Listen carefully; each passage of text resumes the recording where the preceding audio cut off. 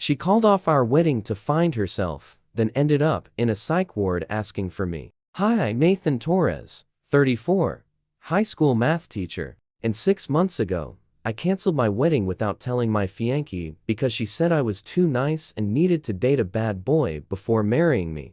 I met Rachel at the public library on a Saturday morning while returning a book on home repair I never opened. She was standing at the returns desk arguing with the patron about a $3 late fee like it was a Supreme Court case. I couldn't look away. She had this calm, matter-of-fact tone that said, "I will destroy you," but politely. When she looked at me and smiled, I forgot how numbers worked. We talked. She joked about being underpaid and overbooked. I joked about my students thinking, "The limit does not exist," was a quote from Mean Girls and not calculus. She laughed. It was a real laugh, not a polite giggle or a social smirk. It made something shift in my chest, but not in a dramatic Emily way, in a quiet, peaceful kind of way.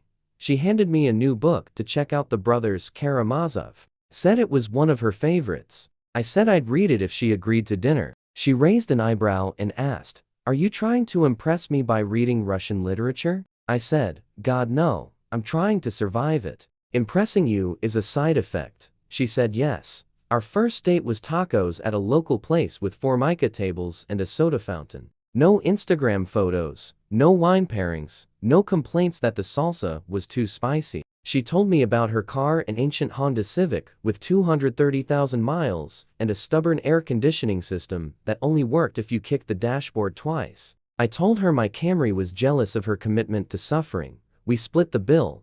On date 3, I told her everything. Emily, the canceled wedding, the bad boy break, the deposits, the refund math, the drama. It didn't blink. She just sipped her beer and said, "Honestly, that's the most passive-aggressive thing I've ever heard." I'm impressed. I corrected her.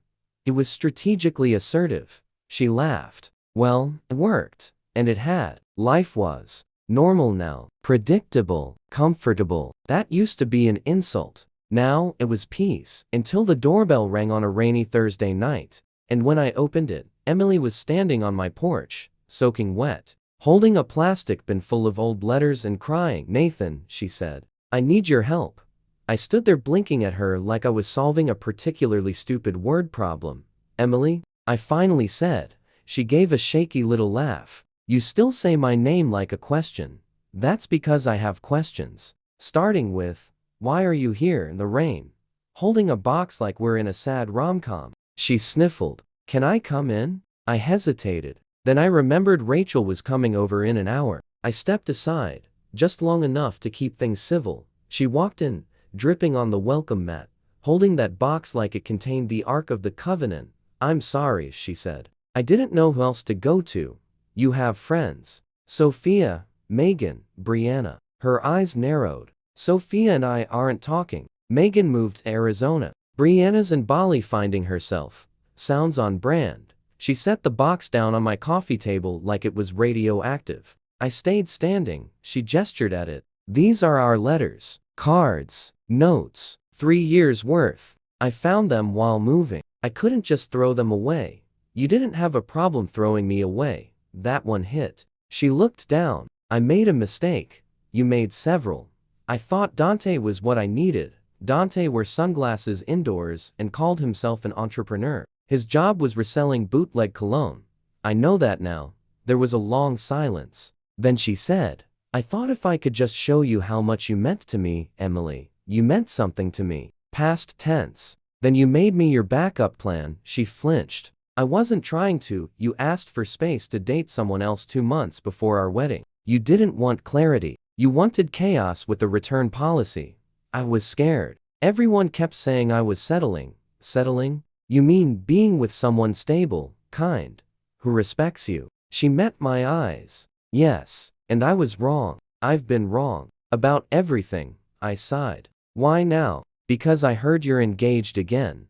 There it was. I'm not engaged. But I am happy. And I'm seeing someone who doesn't confuse boredom with emotional safety. She looked like I'd slapped her. "So, there's no chance?" "No, Emily. You wanted a bad boy. I gave you bad boy consequences." She nodded slowly. Picked up the box. To the door. She stopped. For what it's worth, I'm glad you're happy. You deserve that. I didn't answer, because she was right. 3 days after Emily's surprise visit, Rachel found the box.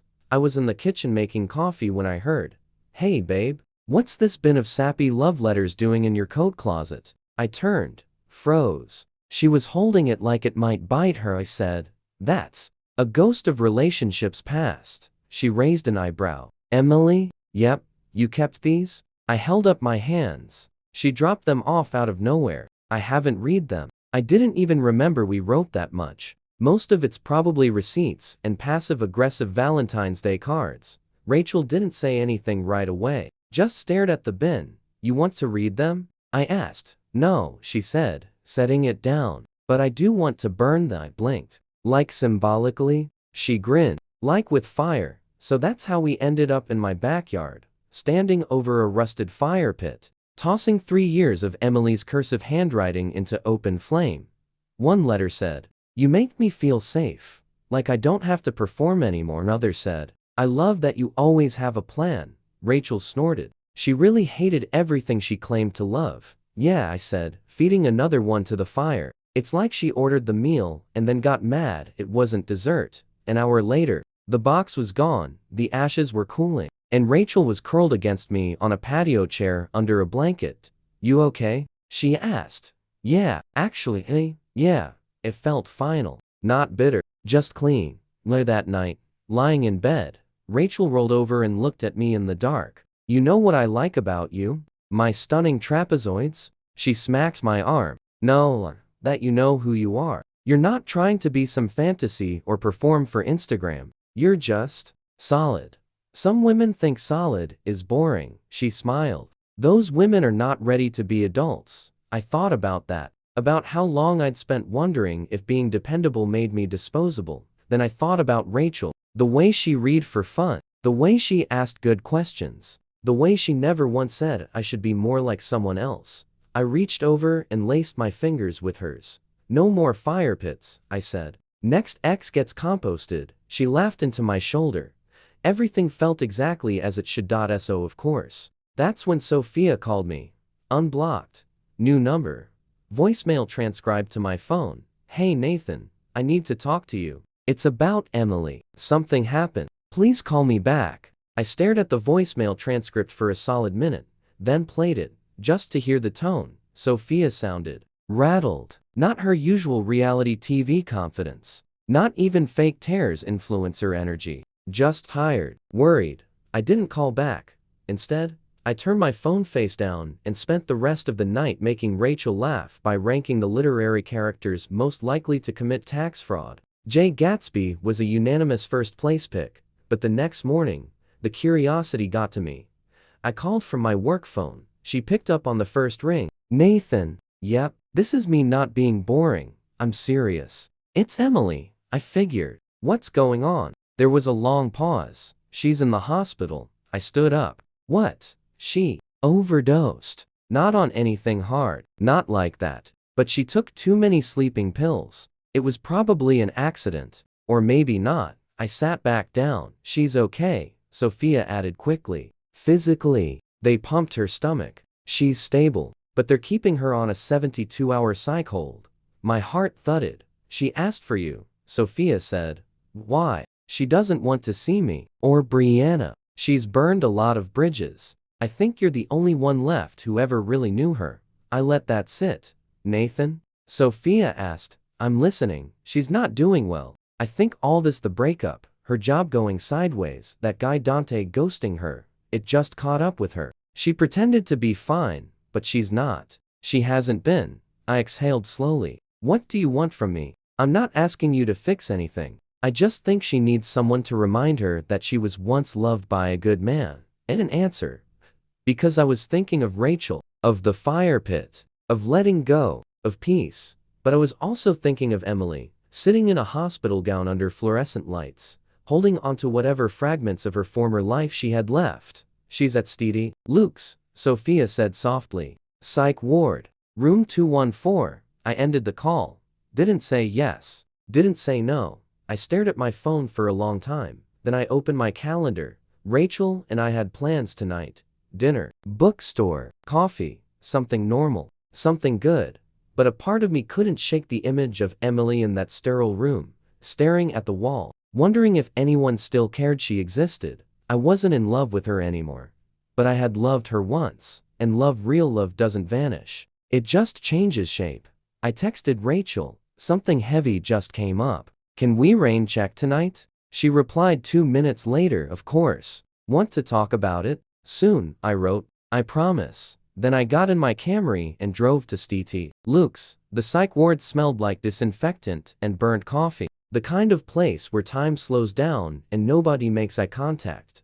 A nurse buzzed me in after checking my ID. She's been asking for you, she said. Like that was a warning. Emily was sitting on the edge of the bed when I walked in. Gray socks, paper bracelet, hair pulled back, no makeup, no filter. She looked smaller, not fragile, just stripped of all the armor she used to wear. She looked up and her face crumpled. You came. I said I would, I replied gently. Well, I didn't, but I did anyway. She let out a shaky laugh that turned into tears. I didn't move closer. I just sat in the chair by the door. I didn't mean to scare anyone, she said. I just wanted everything to stop for a while.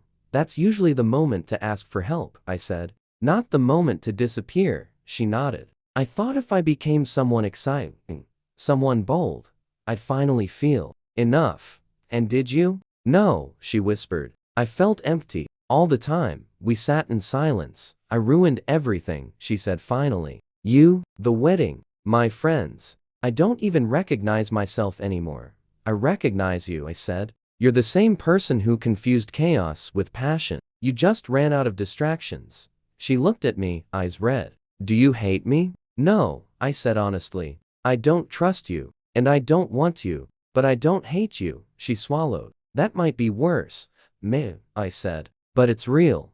She stared at the floor. I wish I had chosen you. You did choose me, I said. For 3 years. Then you chose something else. That doesn't erase the past, but it does decide the future. Her voice cracked. Are you happy? Yes. With her? Yes. That one hurt her. I could tell. But she nodded anyway. I'm glad, she said softly. You always deserved someone who didn't need to test drive chaos. I stood up. You're going to be okay, I said. But not today. And not without work. She nodded again. As I left, she said, thank you for coming. For being you. I paused at the door. You don't need a bad boy, I said. You need boundaries. And therapy. She laughed through tears. For the first time, I felt something close to closure. And I walked out lighter than I walked in. I called Rachel from the parking lot. Hey, she answered. You okay? Yeah. Weirdly, you want to talk about it? Yeah, I said. Can I come over? She didn't hesitate. Doors unlocked. 15 minutes later, I was sitting on her couch, drinking lukewarm tea and telling her everything. The hospital, the box of letters, Sophia's call, Emily's face. Rachel listened without interrupting, except to top off my tea and occasionally raise an eyebrow when things got especially dramatic. So she asked if you hated her? She said after I finished. Yeah, and you said no? Because I don't. Rachel tilted her head. That's big of you. It's not really about being big. It's just, I don't have any anger left. Just some second-hand sadness. She nodded, thoughtful. You did the right thing. I gave her a look. Visiting my ex-fiancé in a psych ward. No, she said, smirking. Dating a librarian, I grinned. Easily top 3 life decisions. We sat in silence for a minute. Then Rachel said, can I ask something possibly awkward? Always. If Emily hadn't blown it, would you have married her? Like, actually gone through with it? I thought about that. About the spreadsheets. The RSVP lists. The practical love that never quite hit me in the chest. I think I would have gone through with it, I said. Not because I was excited, but because I thought that was what love was supposed to look like. Calm, responsible, safe. And now? Now, calm doesn't mean cold. Safe doesn't mean settling. She smiled at me a little sideways. So I'm your exciting rebound librarian? You are dangerously exciting, I said. You once wore mismatched socks to brunch. They were literary themed. One said, Kafkaesque, even worse. She nudged my leg. Do you still think about her? I shrugged. Only when she shows up with boxes or collapses emotionally. Fair. I took a breath. I want you to know I'm not looking backward. I'm done with unfinished business. All my ghosts are accounted for. She studied me. Okay, I believe you. And just like that, something shifted between us. Not in a dramatic, music swell kind of way. Just a quiet click. Like a door closing softly behind you, and another opening in front. Later that night, while I was brushing my teeth, Rachel leaned in the doorway and said, "So, how do you feel about attending a wedding next month?" I blinked. Whose? My cousin. She's marrying a civil engineer. Real wild man. He builds bridges and budgets. I grinned through my toothpaste. Sounds dangerously stable. Exactly. I figured we'd fit right in. The wedding was in a converted barn an hour outside the city. String lights, wooden beams, wildflowers in mason jars. Nothing flashy, nothing aspirational, just people who looked like they actually knew each other. Rachel squeezed my hand as we found our seats. "You okay?" "Yeah," I said. "Just appreciating a wedding I didn't plan." She laughed. "Must be nice." The groom cried. Like, openly, full on shoulders shaking. The bride laughed through it and wiped his face with her thumb like she'd been doing that her whole life. No drama. No speeches about chaos or passion or edge. Just gratitude. At the reception, I realized something uncomfortable. I wasn't sad. Not nostalgic. Not bitter. Not comparing. I wasn't thinking about Emily at all. I was thinking about whether Rachel preferred red or white wine, and how confidently she talked to strangers, and how she laughed with her whole face. During dinner, someone at our table asked how long we'd been together. "About 6 months," Rachel said. They smiled. "You two seem very solid." There it was again. That word. Solid. Rachel caught my eye and smirked, like she knew exactly what I was thinking. Later, slow dancing started. I'm a terrible dancer. Always have been. Emily used to complain I was stiff, that I overthought it. Rachel just rested her head against my chest and said, "We're swaying." That's the bar. As we moved, my phone buzzed in my pocket. I ignored it. Buzzed again. I sighed. "Sorry," she shrugged. "Probably someone trying to sell you solar panels." It was T.it was Emily. A text. One line. "I'm starting therapy tomorrow. I just wanted you to know I'm finally taking responsibility." I stared at it for a long moment. Then I typed back, "I'm glad. I hope it helps." And that was it. And no guilt. No temptation to reopen anything. Just acknowledgement. Like closing a book you've already finished. I put my phone away and pulled Rachel a little closer. "Everything okay?" she asked. "Yeah," I said. "Just some loose ends tying themselves up."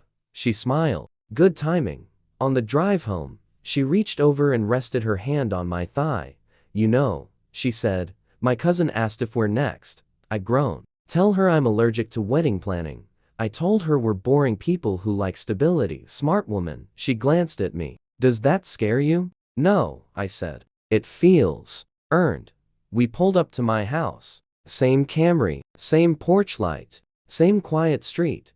Different life. As we walked inside, Rachel kicked off her shoes and said, "I don't want a ring or a date or anything like that. I just want to keep choosing each other." I nodded. Same. No pressure. No timelines. No friends whispering about what I should want.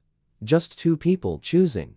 That night, lying in bed, I realized something else. Emily didn't ruin my life. She redirected it, and for the first time, I was grateful she asked for that break. 6 months later, I was sitting on the back porch, coffee in hand, listening to the soft hum of a Saturday morning. The air smelled like cut grass and neighbor's bacon. Rachel was inside, curled up with a book about ancient civilizations that she insisted was fun. She'd moved in a month ago. No announcement. No Instagram post. Just a U-Haul, a few "should we keep both coffee makers?" decisions, and one short, quiet conversation.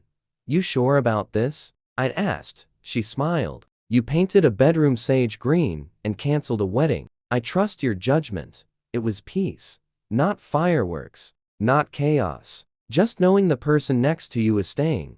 We still had disagreements, like whether Vonnegut was literary or not. He was. She was wrong. But they didn't feel like tests. They felt like conversations. One morning, Rachel looked up from her book and said, "You ever think about writing it down?" Writing what? All of it. The whole wedding canceling saga. It's too good to waste. I raised an eyebrow. You want me to write my trauma memoir? She smirked. Call it The Algebra of Heartbreak. I'd read it. We joked about chapter titles. Chapter 1.